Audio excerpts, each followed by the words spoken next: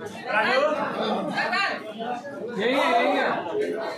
आप देख रहे हैं रिपब्लिक भारत नेटवर्क। अब्दुल्ला चक पटना में एनडीए और बीजेपी पर जमकर निशाना साधा। पाटलिपुत्र लोकसभा से राजद प्रत्याशी मीसा भारती और बिहार सरकार के पूर्व मंत्री श्याम रजक। पटना से एहतसाम असगर की रिपोर्ट। सवाल है कि प्रधानमंत्री जी 14 में और 19 में 2014 में और 2019 में जब चुनावी भाषण, जब चुनाव आता है 5 साल के बाद, तो बिहार आते हैं और बिहार आके बोलते हैं कि जो चीनी मिलें बंद हैं,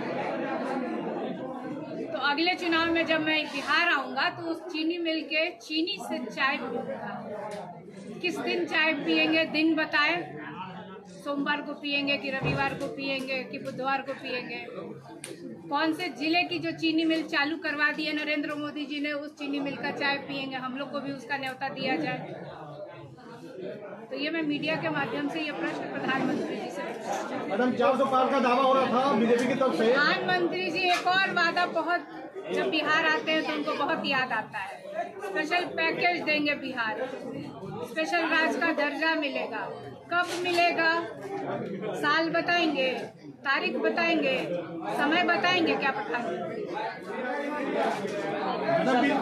राम कृपाल जी कह रहे हैं कि हमारे एक भी विधायक नहीं है, यानी बीजेपी और एनडीए के मिला के पाटलिपुत्र में एक भी उनके विधायक नहीं है। क्या इस बात का उनको गिलानी है या टिल्स है? अब ये तो राम कृपाल जी बताएंगे कि उनके विधायक क्यों नहीं है।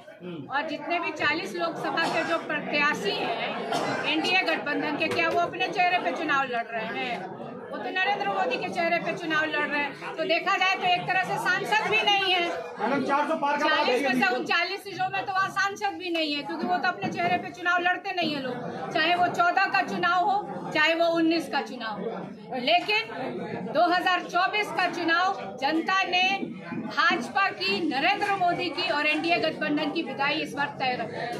तय मैं कोई हवा में बातें नहीं कर रही हूँ, मैं धरातल पे रह करके जनता के बीच जा करके उनसे सुन करके समझ करके तब मैं ये बातें मीडिया के सामने रख रही हूँ। राम कृपाल जी को 2 बार मौका मिला, सांसद महोदय को 2 बार मौका मिला। उनसे आपके माध्यम से मैं प्रश्न पूछना चाहती हूँ कि पाटलिपुत्र संसदीय क्षेत्र के लिए उन्होंने कौन से डेवलपमेंट के काम कराए? अपने निधि से अपने तौर पे उन्होंने क्या किया? कौन सा डेवलपमेंट? क्या कोई यूनिवर्सिटी उन्होंने खुलवा दिया है? क्या कोई फैक्ट्री लगवा दी है? चिराग पासवान ने कहा है कि आपके परिवार के पार्टी का नाम बदलकर रामकृपाल जी ने परिवार पार्टी रख दिया, राष्ट्रीय परिवार पार्टी नाम दिया है, क्या कहेंगे? तो ये नरेंद्र मोदी से पूछना चाहिए कि जमुई में दामाद के लिए वोट मांगे, परिवार नहीं याद आया। नवादा में बेटा के लिए वोट मांगे, परिवार नहीं याद आया। गया में मांझी जी के लिए वोट मांगे, परिवार नहीं याद आया। अभी समस्तीपुर भी जाएंगे, वोट मांगेंगे, वो याद नहीं आ रहा है उनको कि वो परिवार है। आखिर ये लोग किस परिवार के सदस्य हैं? चिराग जी के लिए वोट मांगने जाएंगे नरेंद्र मोदी जी, वो किस परिवार के हैं? उनके पिताजी कौन हैं? सम्राट चौधरी जी, अभी विधानसभा का भी चुनाव होगा। सम्राट चौधरी के लिए नरेंद्र मोदी जी नहीं आएंगे क्या? रामकृपाल जी वोट मांगने नहीं जाएंगे तो किसके लिए मांगे जाएंगे? सम्राट चौधरी की जगह कहेंगे कि आरजेडी उम्मीदवार को जिता दीजिए क्योंकि ये परिवार वाला है, क्या कहेंगे? मैडम, बीजेपी के कोई भी नेता प्रधानमंत्री के लिए अपमानजनक विवादित टिप्पणी की है। नहीं, रिपीट करिए, क्वेश्चन मैंने सुना नहीं। मुकेश सहनी ने प्रधानमंत्री के लिए विवादित टिप्पणी की है। आपने भी कहा था कि प्रधानमंत्री को जेल भेजेगा। बिल्कुल, मैंने प्रधानमंत्री की कई बातों को मैंने दोहराया था। मैंने डायरेक्ट प्रधानमंत्री से मेरा कोई व्यक्तिगत कोई दुश्मनी नहीं है। मैंने कहा था कि जो प्रधानमंत्री जी आज विपक्ष के नेताओं को देश भर में ईडी, सीबीआई, इनकम टैक्स या उनके ऊपर किसी तरह का आरोप लगा के उनकी जांच होती है, तो मैंने तो सिर्फ एक छोटा सा प्रश्न उठाया था, तो इतनी मिर्ची क्यों लग गई उन लोगों को? मैंने तो ये कहा था कि सुप्रीम कोर्ट ने इलेक्टोरल बॉन्ड पे कहा कि ये सब असंवैधानिक है, तो इसमें मिर्ची, अगर प्रधानमंत्री जी कहीं से इसमें कोई लेना देना नहीं है तो इतना मिर्ची क्यों लग? संविधान बदलने का आरोप लगा रही है, पैसा लिया राजद, संविधान बदलने का आरोप लगा रही है। राजद ने भी तो शराब कंपनियों से इलेक्ट्रॉल बॉन्ड का पैसा लिया है। राजद ने भी तो इलेक्ट्रॉल बॉन्ड का पैसा लिया है, शराब कंपनियों से लिया है। ये देंगे, सुप्रीम कोर्ट जिस दिन पूछेगी दल से, ये सब हम लोग लिख के देंगे कि हमने भाजपा क्यों नहीं दे रही है? भाजपा क्यों नहीं दे रही है? भाजपा वहाँ से क्यों भाग रही है? क्यों नहीं जवाब दे रही है? वो तो राष्ट्रीय दल है। मैडम, हमसे जब इलेक्शन कमीशन द्वारा पूछा जाएगा कि हमने किस किस से चंदा लिया, हम सारा उस इलेक्शन कमीशन के सामने या सुप्रीम कोर्ट के सामने हम लोग प्रस्तुत कर देंगे। मैडम, एनडीए के कोई भी नेता बिहार में आते हैं तो वो लालू परिवार पर ही हमलावर होते हैं। लालू परिवार से कितना उन्हें डर है? बहुत डर है, बहुत डर है। और सुनिए ना, ये देश का चुनाव है, प्रधानमंत्री जी जरा भी नहीं सोचते हैं। ये देश का चुनाव है, लालू परिवार का चुनाव नहीं है, ये भारत का चुनाव है और ये मुद्दों का चुनाव होना चाहिए। और यहाँ पे प्रधानमंत्री के पास कोई मुद्दा नहीं है।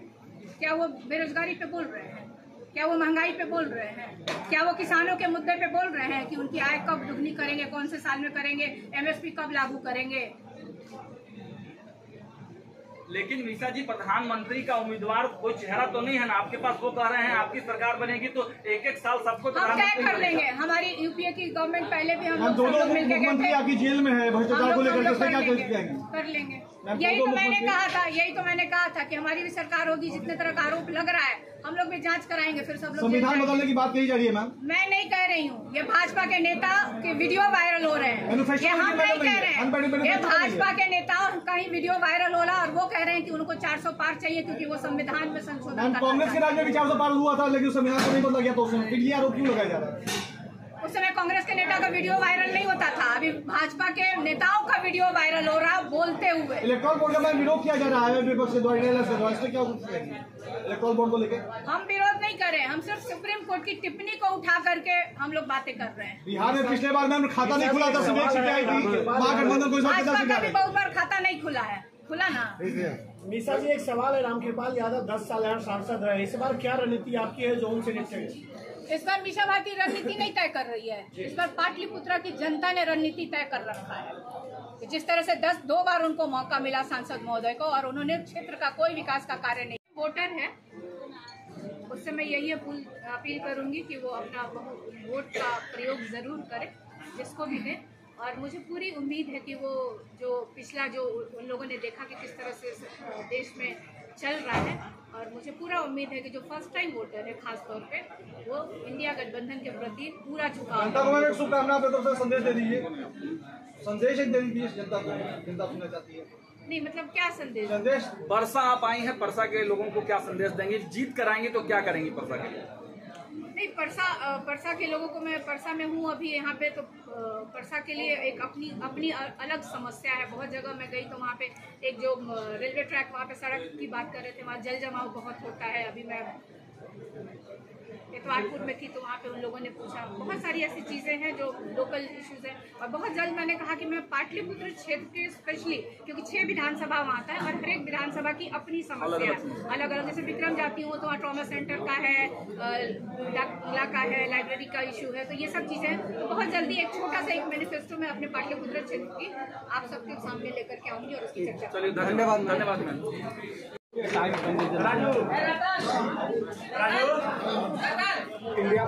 इंडिया महागठबंधन के ऊपर एनडीए नेताओं के द्वारा कहा जा रहा है कि बिहार में खाता भी ये उनकी झल्ला है, उनका जो परेशानी और उनको जो जनता कह दी है कि 400 पार नहीं तरी पार, इसके कारण वो परेशानी में पल पल बोलने का काम कर रहे हैं।